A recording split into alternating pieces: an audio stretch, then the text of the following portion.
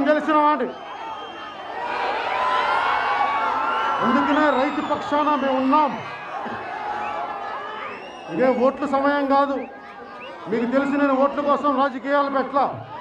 కష్టాలు ఉండే మనుషుల కోసం అండగా ఉండడానికి జనసేన పెట్టాను. అంతేగాని ఎలక్షన్ సమయంలో వచ్చి కనిపించే వ్యక్తిని కాదు. కరోనా కష్టకాలంలో కూడా వ్యాక్సిన్లు అయిపోయిన ఎందుకు మేము ఉన్నాం అంటే మీ కష్టంలో మేము పాల్గొంచుకుంటున్నాం, మీకు అండగా ఉన్నాం, మీకు మద్దతుగా ఉంటాం.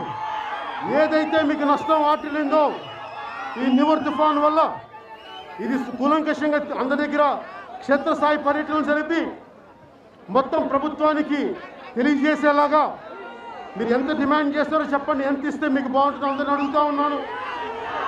ముఖ్యంగా భూమున్న రైతులతో పాటు కౌలు తీసుకున్న రైతులను కూడా ప్రభుత్వం విస్మరించడం చాలా బాధ కలిగించే అంశం.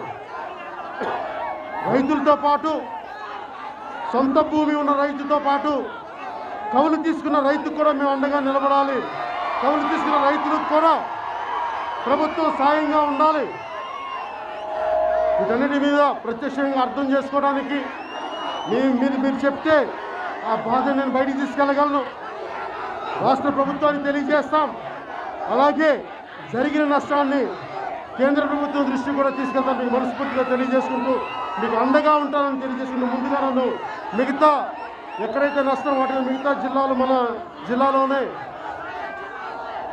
మిగతా పర్యటన కూడా ముందుకెళ్తానికి అవకాశం వస్తుంది మనస్ఫూర్తిగా కోరుకుంటూ సెలవు తీసుకుని మీకు అండగా ఉంటానని తెలియజేసుకుంటున్నాను. జై హింద్.